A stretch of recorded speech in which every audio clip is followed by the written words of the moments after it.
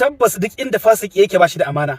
Jama'a a yau Asabar ne aka fara zaman sulhuntawa da kawo ƙarshen yaƙi da ke faruwa tsakanin Jamhuriyar Musulunci ta Iran da kuma ƙasar Amurka. Wakilan Jamhuriyar Musulunci sun je wurin da ake gabatar da wannan zama da jakunkuna da jini a jikinsu na yara ɗalibai 'yan makarantar Minaf da Amurka ta farmaka ta kashe su wanda ba su je ba su gani ba, domin su nuna wakilan Amurka irin ta'addancin da aka yi ma ƙananan yara wanda an saba wa dokar yaƙi ta duniya kuma an saba wa humanity. Mutane da yawa na mamakin yadda ake wannan zama tsakanin Amurka da Jamhuriyar Musulunci da masu sasantawa wato kasar Pakistan kuma har da wakilci na kasar Saudiya da suka tar da wasu kasashe, amma fa babu kasar Isra'ila kuma babu wakilinta a gurin.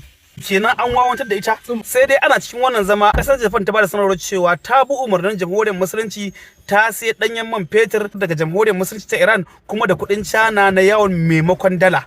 Daga cikin abubuwan da aka fara tattaunawa wanda Jamhuriyar Musulunci da Amurka suka fara yarda da shi kuma za su sa hannu akan shi, akwai magana akan mashigar Hormuz. Jamhuriyar Musulunci za ta bude mashigar Hormuz. Za a dinga wucewa salin alin amma da sharadin sai an biya haraji. Amurka za ta cire dukkan wani takunkumin da sa Jamhuriyar Musulunci. Amurkan za ta janye dukkan wanda karin yakin ta mai da su kasar ta kuma ta ayyana a rubuce cewa ta janye dukkan wani yaki tsakanin Jamhuriyar Musulunci.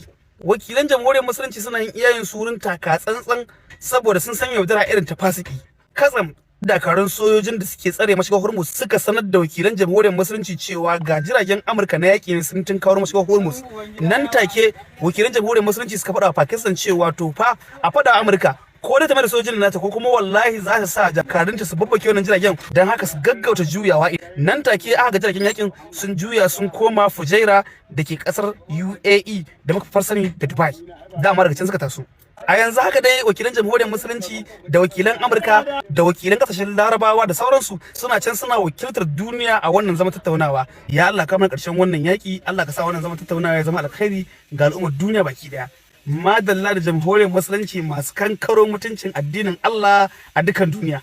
Ana can ana sato kasa katsi ana kai ruwa rana ana ta taburza a birnin Islamabad na kasar Pakistan tsakanin wakilan Jamhuriyar Musulunci ta Iran da kuma wakilan Amurka akan kawo ƙarshen wannan yaki. Jama'a abubuwan da suka tsaya wa kowa a wuya yanzu ba su ci abu guda uku ba. Duk sauran an riga an amince an yarda da su.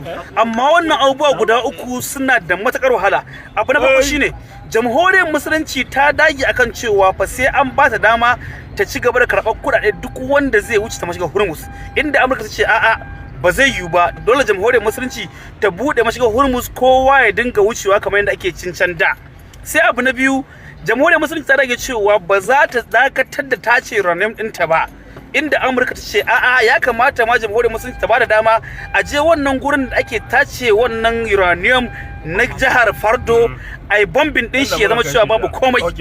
Sai abu na uku, Jamhuriyar Musulunci ta dage cewa ya kamata Amurka ta amince a kudadanta da aka daskarar mata da su a kasashe da yawa aka rike mata shi kusan dala biliyan 100 to a saka mata nan take. Nan ma Amurka ta ce bai zai yiwu hakan ba sai da a dinga saka mata a hankali kadan.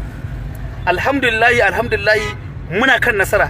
Jamhuriyar Musulunci ko yanzu ta yi jan wuya. Madalar Jamhuriyar Musulunci ku ci gaba da bibiyan mu, za mu ci gaba muku update insha Allah, muna kan nasara.